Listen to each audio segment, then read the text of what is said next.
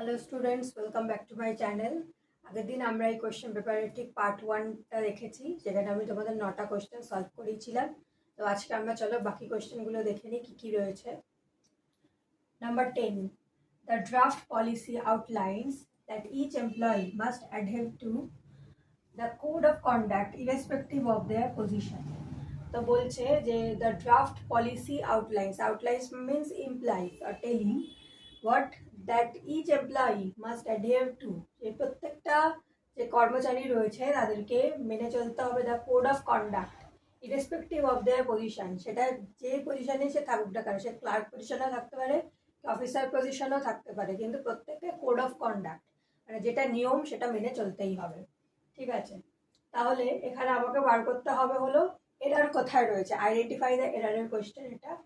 তো এটা কি এতে রয়েছে না বি না সি না ডি, কোন পার্টে রয়েছে সেই বুঝে তোমাকে মার্কিং করতে হবে। তাহলে এখানে কি বলছে, যেটা draft policy outlines that each employee must adhere to, প্রত্যেকটা এমপ্লয়িকে মেনে চলতে হবে কি না the code of conduct irrespective of their position, তাদের পজিশন যাই হোক না কেন সেই হিসেবে। তাহলে এখানে ইচ এমপ্লয়ি বলছে, ইচ এমপ্লয়ি মানে প্রত্যেকের কথা বলছে এক একজন ইন্ডিভিজুয়ালি। তাহলে এখানে ইরেসপেক্টিভ অফ দেয়ার পজিশন হবে না, মানে এখানে তো তাদের কথা বলছে, কিন্তু আমরা ইচ দিয়ে তো কোনো সিঙ্গুলার কারোর কথা বলছি, তাহলে এখানে আমরা দেয়ার বসাবো না, এখানে দেয়ারটা আমাদের রং হবে।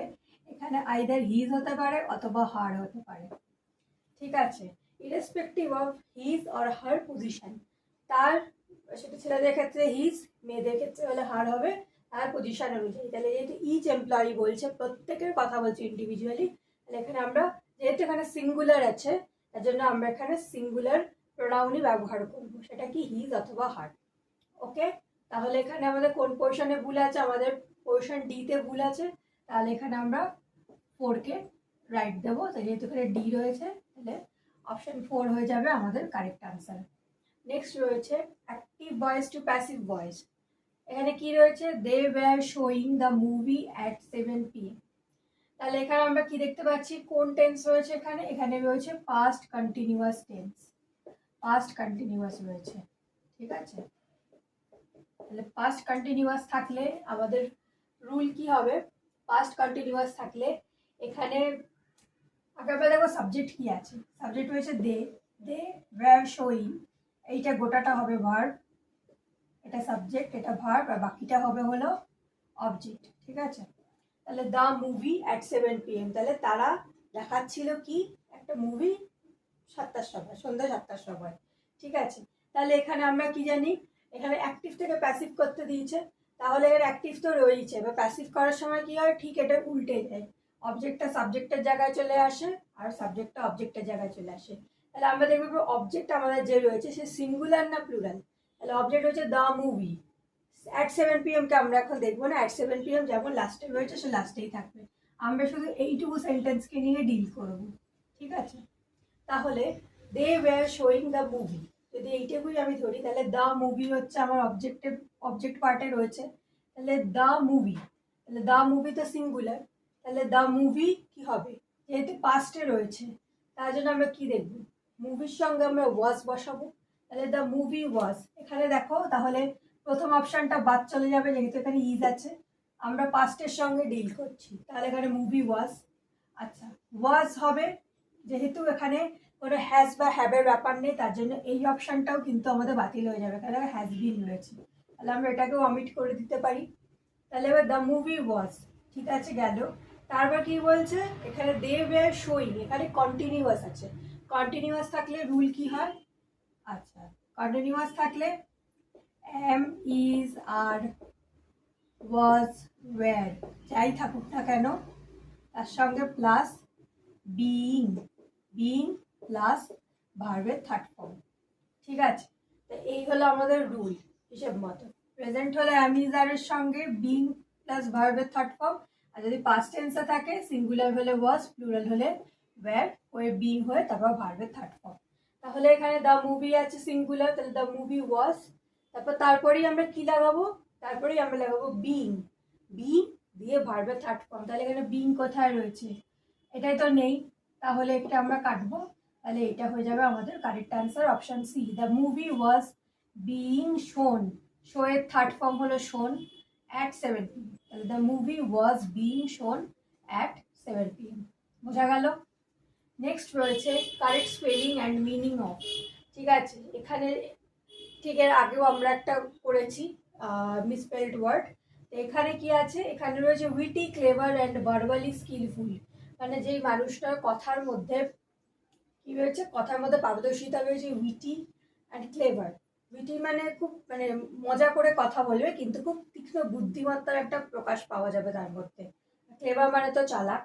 তো এই যে বৈশিষ্ট্যটা, তারকে আমরা কি বলতে পারি, তার নাম হলো পার্সিফ্লেজ। ঠিক আছে, পার্সিফ্লেজ হবে ওয়ার্ডটা। কিন্তু এর মধ্যে হলো তোমাকে 4 রকমের বানান দিয়ে দিয়েছে, বা তোমাকে আইডেন্টিফাই করতে হবে ঠিক বানান কোনটা। তাহলে এখানে আমরা যেটা দেখবো, এখানে হলো 4 রকমের পার্সিফ্লেজ দেখছো। এখানে হলো অপশন এ পার্সিফ্লেজ যে বানান রয়েছে PERSIFLAGE, এই পার্সিফ্লেজ বানানটা হয়ে যাবে আমাদের কারেক্ট অ্যান্সার। চলো আমরা আবার নেক্সট কোয়েশ্চেন গুলো দেখে নেব।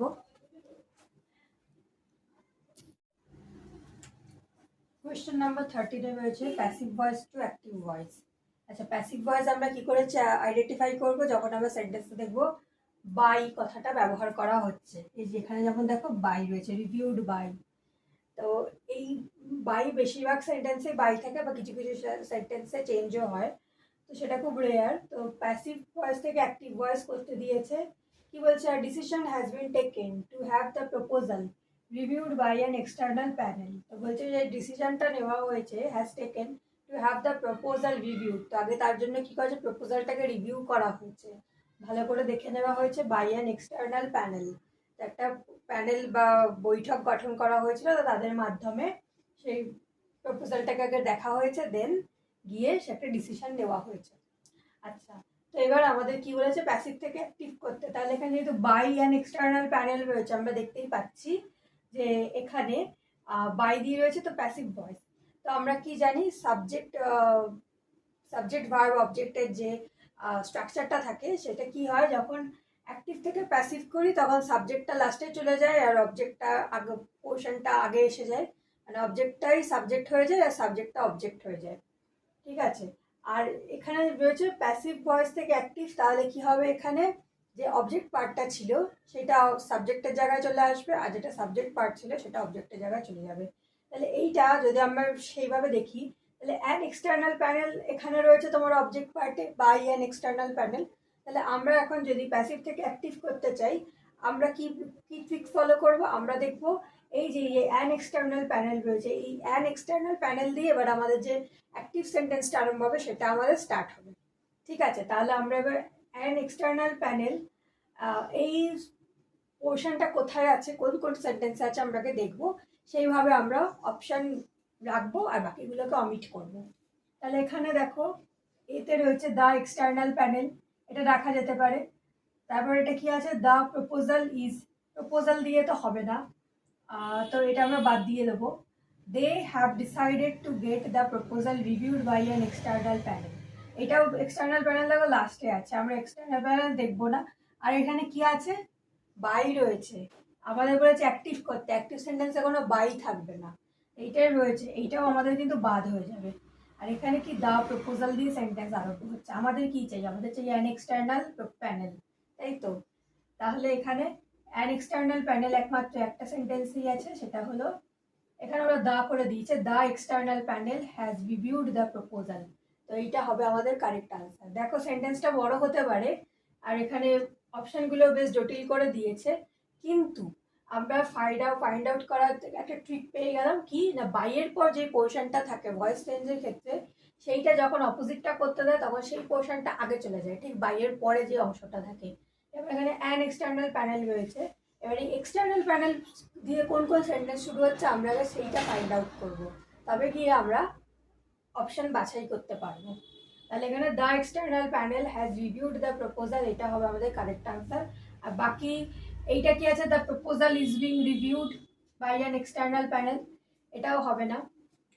দে have decided to get the proposal reviewed by the external panel, এখানে তো বাই দিয়ে রয়েছে, এটা অলরেডি প্যাসিভ ভয়েসে রয়েছে, তো এটা তো হবেই না।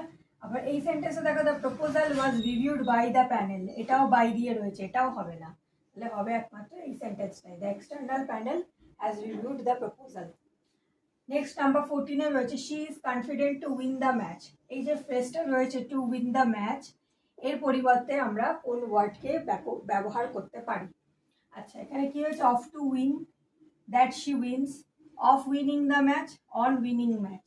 তাহলে এখানে আমরা কোনটা ব্যবহার করতে পারবো? তাহলে বলছে she is confident to win the match, তাহলে সে কনফিডেন্ট, মানে সে নিশ্চিত যে আমি এই ম্যাচটা জিতবো। তাহলে অফ টু উইন তো হবে না, দ্যাট শি উইন্সও হবে না। এইখানে আমরা এই ফ্রেজের পরিবর্তে একটাই ব্যবহার করতে পারি, সেটা হলো of winning the match. She is confident of winning the match হবে আমাদের কারেক্ট আনসার, অন উইনিং ম্যাচও হবে না। তাহলে বোঝা গেল। এবার নেক্সট কোয়েশ্চেন দেখবো। কোয়েশ্চেন নাম্বার 15-এ রয়েছে the scientist said we have been working on this project for months. তাহলে বিজ্ঞানীর কি বলছে? বিজ্ঞানী বলেছিল the we have been working on this project for months, যে আমরা এই প্রজেক্টের ওপর কাজ করছি কয়েক মাস ধরে। তাহলে এখানে তোমাদের দিয়ে দিয়েছে হলো, এটা হলো ন্যারেশন, ন্যারেশনে তোমাদেরকে এখানে ডাইরেক্ট স্পিচ দিয়েছে, যেহেতু এখানে ইনভার্টেড কমা আছে দেখে তোমাদের বুঝে নিতে হবে এটা ডাইরেক্টে রয়েছে, তোমাকে কি ইনডাইরেক্ট স্পিচে করতে হবে। তাহলে সায়েন্টিস্টরা বলছে যে তারা এই কাজটা বেশ কিছু মাস ধরে করছিলেন, তাই তো? তাহলে এইটা হয়ে যাবে আমাদের হলো ইনডাইরেক্ট স্পিচ। তাহলে দ্য সায়েন্টিস্ট সেড সব জায়গাতে সেম থাকবে। এবার যখন আমরা ইনডাইরেক্ট করবো তখন আমাকে দ্যাট কিন্তু বসাতেই হবে, তো দ্যাট রয়েছে, দ্যাট এখানে উই রয়েছে, মানে আমরা করছিলাম। তাহলে এখানে আমরা যে করছি, তো এখানে আমরার বদলে কি হবে? যে বিজ্ঞানীরা বলছিল যে তারা করছিল, তাই তো? তাহলে দে, ঠিক আছে। দে হ্যাড বিন ওয়ার্কিং, আচ্ছা এখানে হ্যাভ রয়েছে, হ্যাভের পাস্ট টেন্স কি হয়ে যাবে? হ্যাড। যেহেতু এখানে আমাদের সেড রয়েছে, তাহলে আমরা সেড যেহেতু পাস্টে রয়েছে, তাহলে ভেতরে যে ইনভার্টেড কমার ভেতরে যে সেন্টেন্সটা থাকবে সেটাকেও কিন্তু আমাদের পাস্টেই করতে হবে। তাহলে এখানে হ্যাভ রয়েছে, তাহলে হ্যাভের পাস্ট টেন্স কি হয়ে যায়? হ্যাড। তাহলে হ্যাড পেয়ে গেছি, had been working on this. এই যে দিস রয়েছে, দিস কিন্তু ইনডাইরেক্ট স্পিচে গেলে দ্যাট হয়ে যায়, এখানে আমরা দ্যাটকেও পেয়ে গেছি, দ্যাট প্রজেক্ট ফর মান্থস। তাহলে হিসাব মতো দেখতে গেলে এই সব অপশন আমাদের পুরো মিলে গেছে, এটা আমাদের কারেক্ট আনসার হতে পারে। আমাদের বাকি অপশনগুলোও দেখে নিতে হবে। The scientist said that they have been working on this project for months. এখানে ভুল কি আছে? এখানে দেখো দিস দিয়েছে, হিসাব মতো এখানে কিন্তু দ্যাট হওয়ার কথা, কারণ এখানে ডাইরেক্টে দিস আছে, এখানে আবার দ্যাট হতে হবে, তবে গিয়ে আমাদের সেন্টেন্স কারেক্ট হতো। এখানে দ্যাট নেই, তাহলে এইটা আমাদের কাটা, অপশন বি বাদ। লাস্ট রয়েছে সিতে রয়েছে the scientist said that they were working on that project. আমাদের এখানে কোন টেন্স আছে? Present perfect continuous, perfect continuous রয়েছে, আর এখানে দেখো পাস্ট কন্টিনিউয়াস দিয়েছে, দে ওয়্যার ওয়ার্কিং, তো এটা তো আমাদের হবে না, তাহলে এটাও কাটা। লাস্ট রয়েছে the scientist said that we had worked on this project. আমাদের এখানে কি রয়েছে? Present perfect continuous, present perfect continuous রয়েছে, কিন্তু এখানে শুধু কি রয়েছে? এখানে রয়েছে পাস্ট পারফেক্ট, এখানে রয়েছে পাস্ট পারফেক্ট, কিন্তু এখানে আমাদের রয়েছে হলো প্রেজেন্ট পারফেক্ট কন্টিনিউয়াস। দেখতে পাচ্ছ, তাহলে আমাদের এই অপশান এটাই কারেক্ট আনসার হয়ে যাবে, যেহেতু এখানে দেখো এই প্রেজেন্টটা কি হয়ে যাচ্ছে? Past perfect continuous. তাহলে বোঝা গেল আমরা কিভাবে আইডেন্টিফাই করব এতগুলো অপশনের মধ্যে কারেক্ট আনসার কোনটা।